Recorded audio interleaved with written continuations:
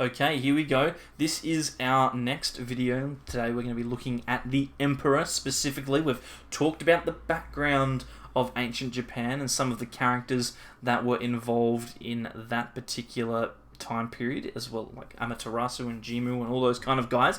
And now we're going to start talking specifically about the Emperor. So, clan chiefs across Japan were required to show their respect for the Emperor by acknowledging that he was superior to them and by making payments to show their loyalty. You'll remember they had the clan system where they were like warrior chiefs that led the clans. One clan came together, the Yamato clan, to unify Japan under one emperor, and then they made everyone say that they were the most important, right? They acknowledged the superiority of the emperor and they would make payments to show their loyalty from him. From that point on, all land in Japan was owned by the emperor in the same way that the medieval kings and queens of Europe owned the land in their countries, and then the emperor would give out some of that land to the people that he needed to run it. Peasants were made to pay taxes to the emperor either in goods, like rice or cloth, or in labour by working on building sites or serving as soldiers. So that's something that's slightly different to Europe as well. Peasants were kind of used in two different ways in Japan as opposed to just growing crops.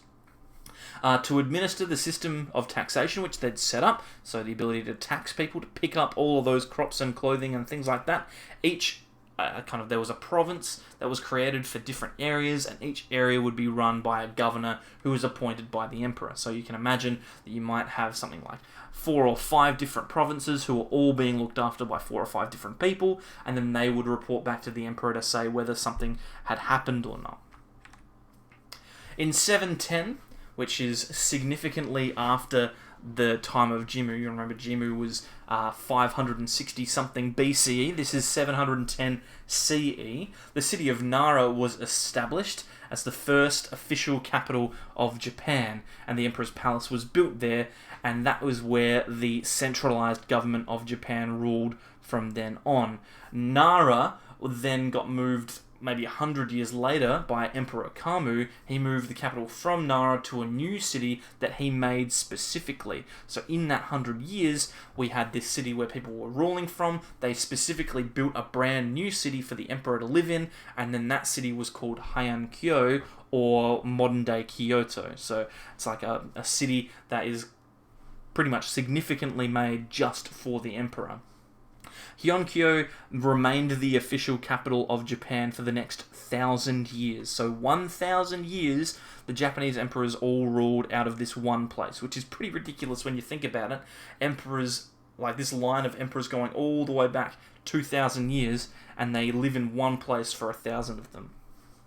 This move marked the start of the period in Japanese history known as the Heian period, which lasted from 794 to 1185. This is a bit of a difficult picture to see, but it's a picture that shows you some of the things that happened in Heian-kyo as the emperor's capital city, and I'll pull out my trusty little laser pointer and we can talk about some of those different aspects. Over here, in the distance, you can't really see, it's very, very small, but this is the city's south gate. It's called the Rashomon, which marked the entrance to the city. And as a planned city, they built this big, long, straight boulevard all the way down here to the Imperial Palace. So what you would be able to do is, as you entered the city, you would open the gate and the entire street would go running down to the Emperor's Palace. So you could see as soon as you got in, this is the person who was running the show. It sat in a secluded valley. It was around all these wooded hills, so it was difficult for people to get to, right? So they'd have to come from this direction, and then obviously it makes it very easy for them to see the power of the emperor, and similarly it's easy for the emperor's kind of protectors to see what's going on down at the gate. So if something bad is happening, maybe there's an army coming from this direction, the emperor can see them. There were east and west markets concentrating on both sides of this main boulevard, which meant that it was easy for the emperor's guys to get to them to get their taxes. So you can imagine if there was like a thing over here and a thing over here, wherever the rest of the city is, it would be harder for people to move to get that taxation, to get some of that gold. But as it was close to this boulevard, it made it very, very easy. And then smaller night markets, if they decided to make them, were shut down by authorities whenever they were discovered, because they wanted all of the kind of merchants to be in one place to make it really, really easy for them to monitor.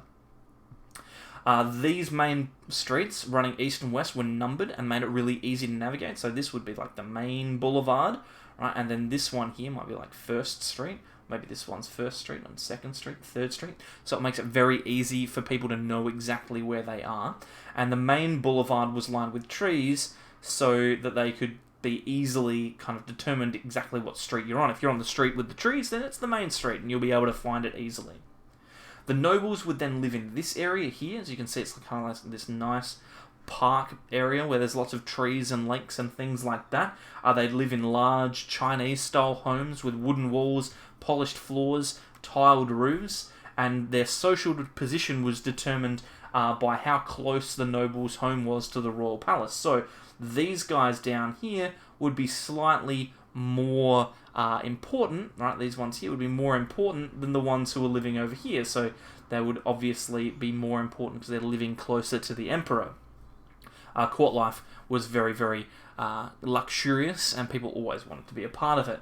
Then we've got the Imperial Palace down here, and you can see the Imperial Palace is made up of a large rectangular wooden enclosure with lots of ceremonial administrative buildings, those kind of places where people would do the jobs that they needed to get done, and the Emperor would live within here as well, in this room here, the inner palace. So these buildings over here would be the administrative ones, and this is where the Emperor lived. Now you can't see it because it's underneath my head, but there also was a little covered wagon that the Emperor would ride around in. Here, what I might do, I'll just remove my head for a second. Boop. So now you can see there's a little wagon down here that the Emperor would move around in, so that he always was covered and was always safe when he was moving around the city, and the guard would go with him and things like that. Put my head back. Bang, I'm back. Alright. During the Heian period, the Imperial Court, we talked about how it was luxurious. It was the most important place that you could be, and became known for promoting arts and culture, so it was like this really fancy place to live. It was also a time when the Emperor started to lose control, so it was a long period of time to get the Emperor into the position of power that he was in, but then eventually that power started to wane a little bit. Although he was considered the supreme ruler of Japan, the Emperor didn't involve himself in the day-to-day running of the country. Why would he? He had people who could do that for him. I mean, would you rather do the work of running a country, or just sit around writing poems all day and doing art and that kind of stuff? I'd prefer to just sit and have fun. That's personally what I would do. So special advisors and ministers were appointed to carry out these functions, and so they gained the power that running those kind of areas of the country provided them. The Emperor then obviously was very secluded from his people. He lived in his own private mansion, so he didn't have to go anywhere, and became very isolated in this imperial court that was very luxurious and a place of privilege that only the select few were allowed into. During the Heian period, the imperial court was dedicated to fine arts and learning, both which flourished, so people learnt a lot and created a lot. Music and writing were encouraged, and poetry was a central part of their life, and both men and women were encouraged to write, as opposed to medieval Europe, where women weren't treated particularly well. Ladies at court tended to dress in elegant kimonos, like this lady just here, traditional robes made of silk, maybe up to 16 layers worth of gear, and men wore robes with fewer layers, but they still needed to dress elegantly, like this gentleman up the top. Men who belonged to the court had little contact with the outside world unless they were appointed as a governor to a province, in which case they would gain more power. But if they were remaining inside the imperial court, then they would also remain isolated from the people of Japan. At court, it was generally considered more important that a man be a good poet than a good administrator. It's more important that you can write than be actually good at administering something, because that was what they valued more in ancient Japan. The court was often entertained with poetry or music contests, or through scrolls of picture stories, in the same way that you might sit around and like watch a movie with your friends or something like that. They also had physical activity. This gentleman up here is a modern person playing a game called Kamari, which is a traditional game where players would kick a leather ball to each other without letting it touch the ground. So kind of like fancy hacky sack, I guess, where these people would try and kick this ball around, but they'd also do things like archery as well. That is all the information that you need to know for today's lesson. Now you've got a little activity to follow on with. Feudal Japanese society is set up in a very familiar way. We've talked about it a little bit, but today we've got a little bit more information. What I want you to do is I want you to answer the question, how similar is the Japanese emperor to a medieval king? You're going to talk about this in 2 paragraphs. The first paragraph is going to talk about the similarity between the emperor and the king, one thing that they had similar, and you'll provide some evidence to back that up as well.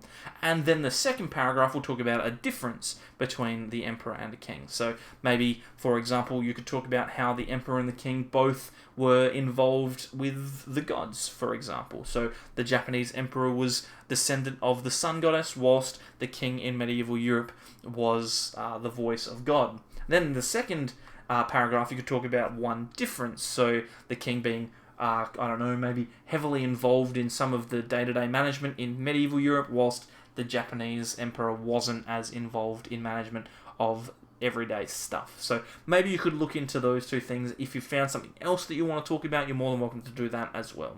So just to recap, we've talked about the emperor today and how he lived. Now your job is to answer how similar is the Japanese emperor to a medieval king, and once you've done that, you can submit that work up on Daymap to the week 1 formative tasks thing. Make sure that it's titled easily so that I can see exactly what it is. Make sure you call it something like comparison activity or something like that. I'm not sure. Whatever you want to call it, it is up to you. So I'll leave it there. Good luck. If you've got any questions, feel free to email or Daymap message. I'll get back to you as soon as you can. As soon as I can. Not you. You're doing work. I've got to get back to you. See ya.